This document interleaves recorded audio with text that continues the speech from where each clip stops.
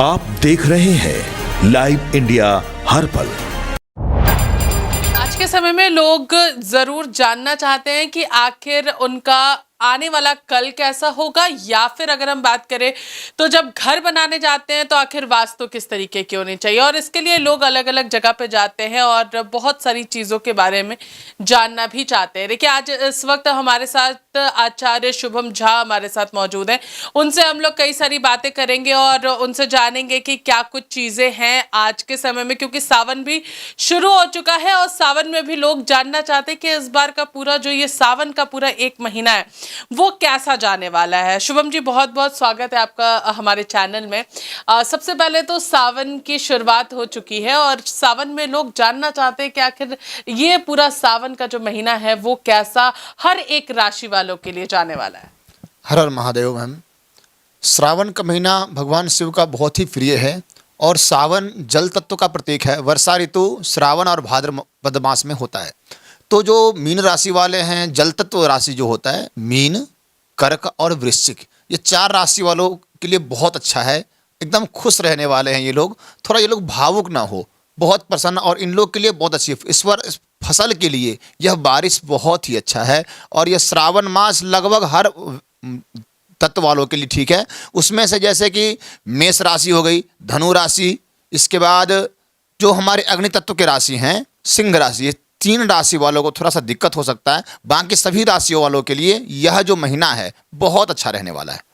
अगर बात करेंगे यहाँ पर, लोग अलग अलग चीज़ें जानना चाहते हैं कि आखिर उनके जीवन में क्या कुछ चल रहा है।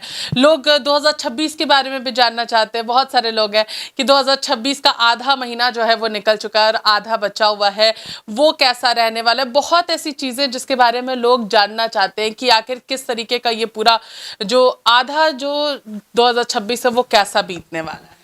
बहुत बढ़िया प्रश्न है। इसके लिए हमारे यहाँ जो व्यवस्था है वो ताजिक नीलकंठीय ग्रंथ है। उसमें लिखा है कि वर्ष फल कैसे हम निकालें। तो आपने आधा का बात किया है, तो हाँ, हम लोग चैत्र शुक्ल पक्ष प्रतिपदा से अपना वर्ष को मानते हैं, और जो हमारे अंग्रेजी वाले हैं उनके हिसाब से जनवरी से मानते हैं। तो आपको मैं कब से बताऊं, जनवरी वाले से बताऊं या चैत्र वाले से बताऊं? दोनों से बता दीजिए, हमारे दर्शक दोनों समझ पाएंगे। ठीक है, तो पहले मैं चैत्र के विषय में बता दूं। इस वर्ष के जो राजा हैं वो गुरु हैं, और राजा गुरु होते हैं तो बताया गया कि बहुत अच्छे नहीं माने जाते।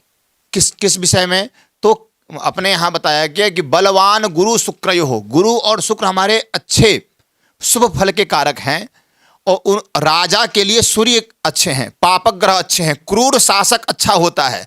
पर जब हम धर्म कर्म में बढ़ जाएंगे, जातिवाद की राजनीति होगी, तो उसको हम भविष्य के लिए, भारत के लिए अच्छा नहीं कहेंगे। तो वर्ष भर के लिए अगर आप बात करना चाहती हैं कि भारत के दृष्टि से कैसा होने वाला है, तो जो राजा गुरु हैं ये धर्म में फंसा करके लोगों को इधर से उधर कर देंगे। जो मूल मुद्दा है उससे वह विखंडन हो जाएगा, और इस कारण तमाम तरह की ऐसी स्थिति देखने को मिलेंगी जैसे जो प्रजा है वो राजा से डरेंगे, और प्रजा बच बच के राजा से कहीं कहीं अपने, यहाँ तक कि मैं कहूँ कि आने वाले समय में वोट भी नहीं मिलेगा राजा को, कुछ भी लोग नहीं देंगे। ऐसी स्थिति है। मिला जुला के वर्ष सामान्य और मिश्रित होने वाला है। बहुत अच्छा फल वर्ष का नहीं है इस वर्ष का।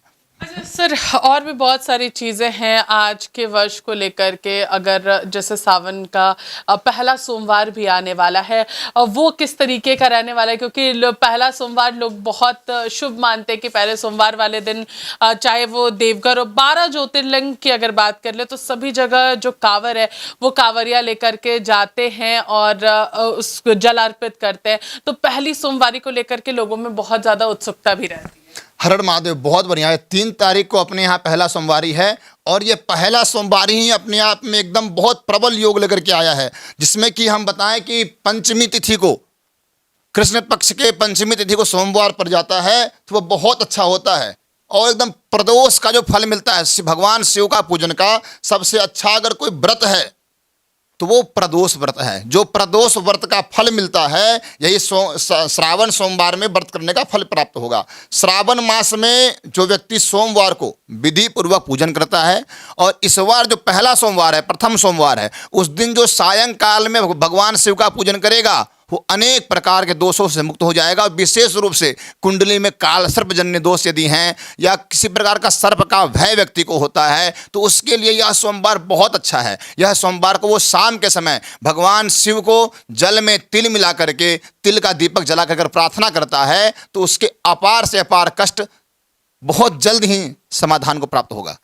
देखिए, कई सारे लोग इस चीज़ को भी लेकर के परेशान रहते हैं, खास तौर पर मेडिकल इश्यूज़ को लेकर के कि घर पे बहुत ज़्यादा मेडिकल इश्यूज़ है या किसी का एक्सीडेंट हुआ है तो वो किसी कारणवश हॉस्पिटल में एडमिटेड है। उन सारी चीज़ों को भी लोग उसी दृष्टिकोण से देखते हैं कि अगर कुछ अच्छा पूजा हो तो वो हम कर सकते हैं। जैसे ये सावन चल रहा है, इस दौरान अगर कुछ ऐसी स्थिति किसी के घर पे है तो वो कैसे रिसॉल्व किया जा सकता है?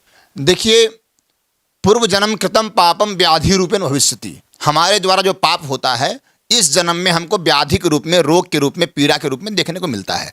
इसको हम दूर कैसे करें? भगवान शिव क्या कहते हैं? भगवान शिव का सबसे प्रिय अगर कोई विधिवत कार्य है, पूजन कोई है, तो वो रुद्राभिषेक है। उस रुद्राभिषेक में अलग अलग व्यवस्था है, कभी दूध से कुछ करें, दही से करने की, घी से करने की, अलग अलग फल है।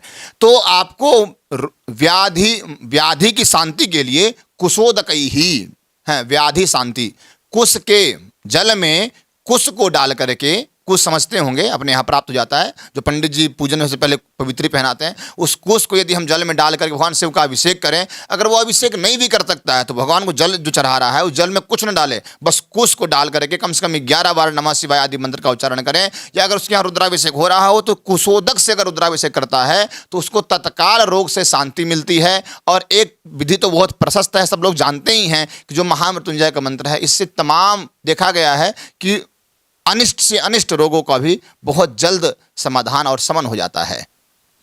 देखिए, तो ये थे हमारे साथ शुभम झा, जिन्होंने बहुत सारी चीज़ों पर चर्चा की। आचार्य ने हर उस पहलू पर खास तौर पर चर्चा करने की कोशिश की है जो इस सावन में सबसे ज़्यादा चर्चा होती है। और सावन का सबसे जो पहला सोमवार है वो लोगों के लिए काफ़ी ज़्यादा खास रहने वाला है। लेकिन एक और सावन के समय में जो यहाँ पर महाशिवरात्रि का जो मौका आता है, लोग इसका व्यापक रूप से इंतज़ार करते हैं।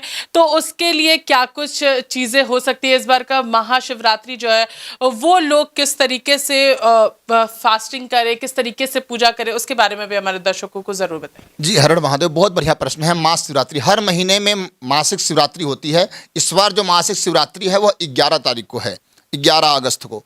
और इस दिन जो है मंगलवार है, चतुर्दशी तिथि और पुनर्वसु नक्षत्र में यह संयोग हो रहा है। यह अस्थाई जय योग का है और इसका जो समय है 10:06 से रात्रि के 1:17 तक रहने वाला है। यह समय किसी को अगर विजय प्राप्त करना हो, अगर कोई कोर्ट कचहरी का कोई कार्य है, उस पर कोई सफलता नहीं मिल रहा है, तो उस दिन भगवान शिव के सामने हनुमान जी का पूजन करें, क्योंकि वह जो है भौम व्रत है उस दिन।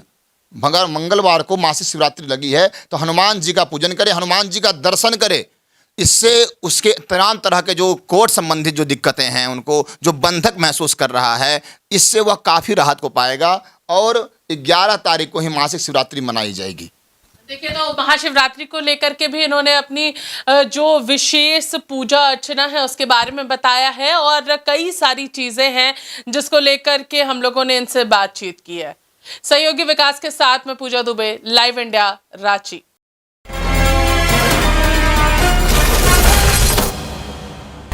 आप देख रहे हैं लाइव इंडिया हर पल।